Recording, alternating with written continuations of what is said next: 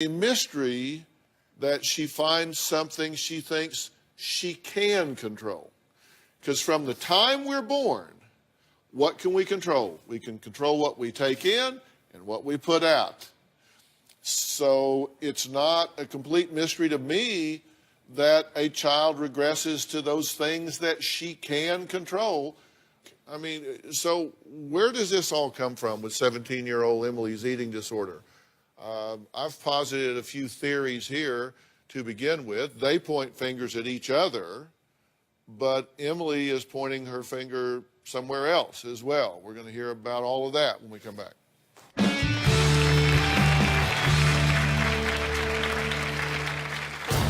I currently weigh 103 pounds, and I like to weigh about 80.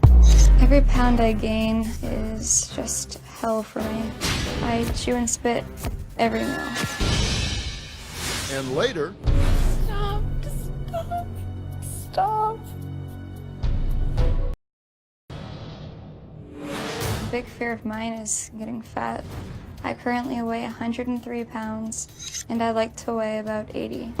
Every pound I gain is just hell for me. I chew and spit every meal. If I just chew the food and then spit it out, I'm not getting any calories, so I won't get fat. I'll spit out into a big plastic bag and get out the trash. I was trying to hide my disorder, but that didn't work out so well.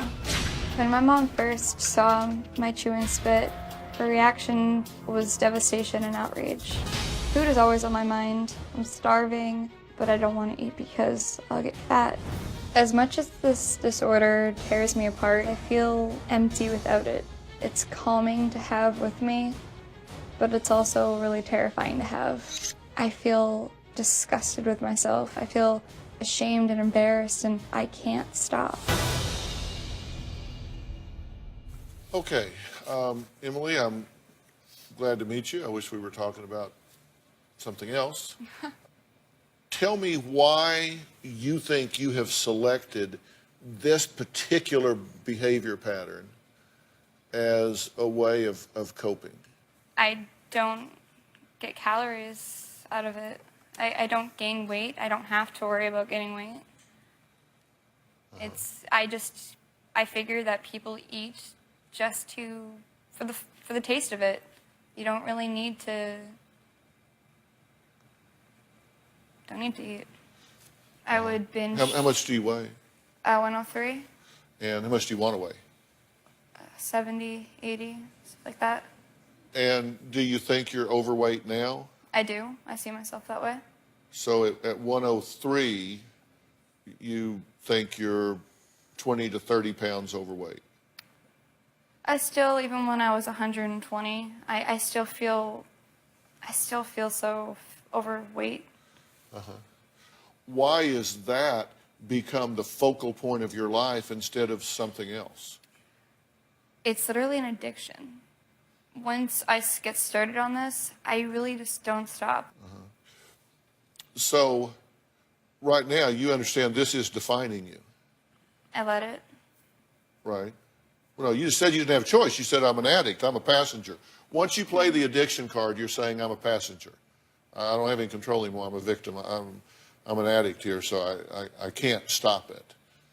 And then I said, so it defines you. You said, well, I let it.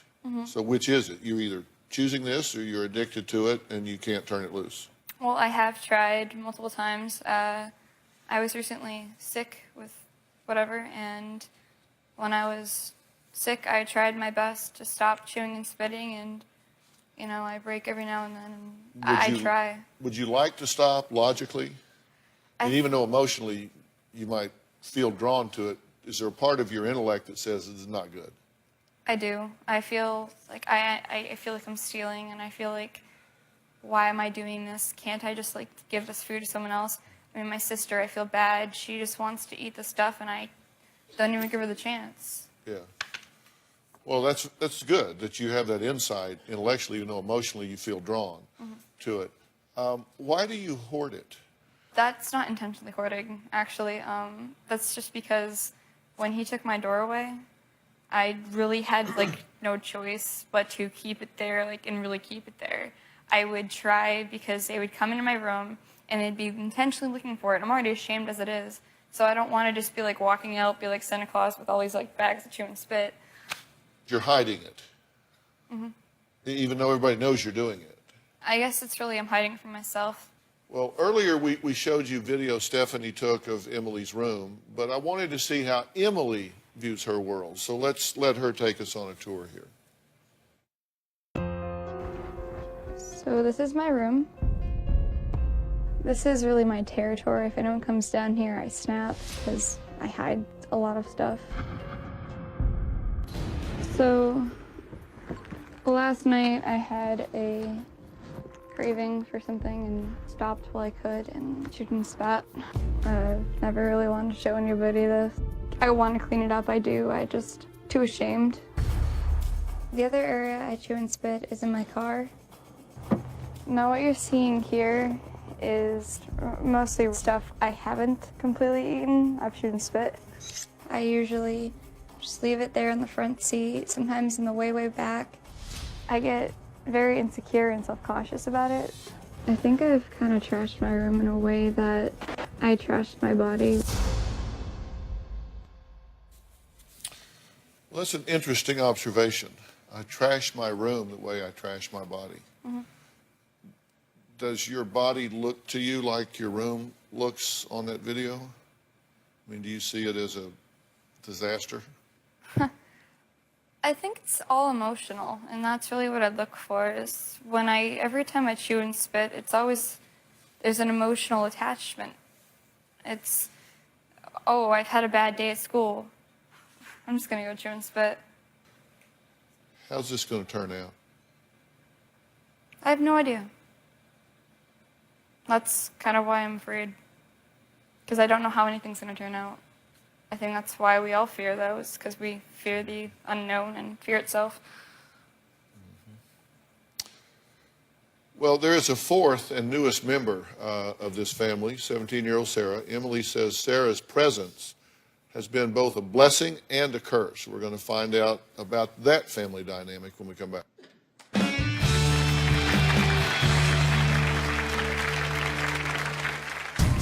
Emily has a complete disrespect and outright disgust for people who are obese, where she'll call them fat. She's telling friends that myself and Stephanie are fat, and why the hell would she listen to us about anything? And later, no one can fix me but myself. Why can't they just get through their skulls that I'm not gonna change? I don't want to. Have you ever had a secret before that only yourself and others that you trusted knew? And then the people that you trusted the most are upstairs talking about it with your best friends who aren't supposed to know about it? I have an eating disorder, and there's my mom talking about it, so I flipped out on her. She makes me want to kill myself. Now she's living here and I can't do any of my eating disorder habits, and it's so hard. No one can fix me but myself. Why can't they just get through their skulls that I'm not gonna change? I don't want to. when 17-year-old Emily's best friend Sarah lost her mother to colon cancer 3 years ago, Emily's parents, Stephanie and Dan, fought for guardianship of Sarah. But after Sarah moved into their family home 5 months ago, Emily claims that Sarah's presence began to affect the family dynamic and had an impact on Emily's eating disorder, not in a good way. And she began to hang on to more bags of her chew and spit in her bedroom, on the bed, on the floor, in her car, wherever she could put them. Sarah's been with us probably about 4 months. Early on, there was competition, because we're the same age. What do you expect with girls? My dad, he's always sworn at me. But when Sarah came to the house, he's not once sworn at her out of anger. I do feel like there's favoritism. I am jealous of Sarah, always have been, because she doesn't have to be insecure about how she looks. I hate her at times because she could get skinnier than I could, and that's sad. I want to cry. I want to do damage to her. When Emily doesn't eat, you can just see all the tiredness and hunger, but her mind won't let her eat. She gets pretty bitchy. Sarah's a manipulator and a liar. She'll do what she wants just to get what she wants. I hate to say that, but it's the truth. I do believe that her sickness does have a very high impact on this family. Sarah, I'm glad you're here because you're certainly involved in all of this. Are you glad Sarah is in your family and your home, or are you not glad? Oh, I'm glad. I'm glad. And I do want to just point out, she does help. I mean, yes, my disorder spins out, but I'm glad it does because she's here. It's a challenge for me, and I'm glad that it's a challenge for me, for my disorder. What do you want for her? I want you to get better. I want you to be happy. I want you to be the normally giggly Emily, honestly. I want you back. I want my Emmy back, not this person that you spin out of control as. I want my Emmy back. We want our Emmy We back. all want that Emmy back. That's what we want. We love you. We want you, not Anna. Why do you think this is going on? Stress. Overwhelmed. Me. Mom. Dad. Everything. What do you want for her? I want her to be happy and healthy and safe, and I don't want this to define the rest of your life. Stephanie had a conversation with Em last month. Well, if you want to go to college, well, what are you going to do? If you're in a dorm room, and she said, I'm going to find a roommate that has the same disorder, so it's not an issue. That's no way to cope. There's no plan in life. Well, but that's not completely unrealistic because you go to these Anna sites, right? Yes, I have a best friend I talk to from The UK. Yep, and we'll talk about our eating disorders and You guys cheer each other on. at times, but we also do say it's wrong and we do feel bad about it, and we talk about how to mostly cope with the feelings that we have with our family. And your friend isn't so much chew and spit. She loves to purge. Yes, she. And that's what I'm purges. fearing is where this is headed. I have before, but it's not. I don't do it. It's hard to do it, and it's usually half done anyway. You can't get everything out fully, so. And so people know these, what are referred to as Anna websites. These are pro-anorexia websites, right? Pro-bulimia, pro-anorexia, pro-eating disorder, where you go there to support each other. Yes. They say the hunger's good. It means you're alive. Feel that pain. Don't eat.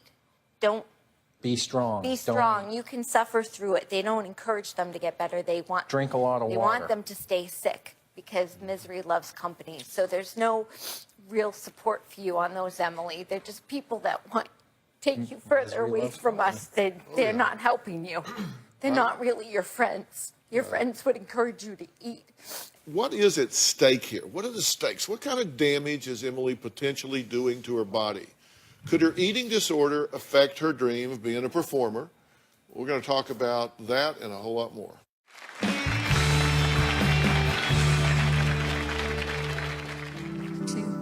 Be thin, to be thin, and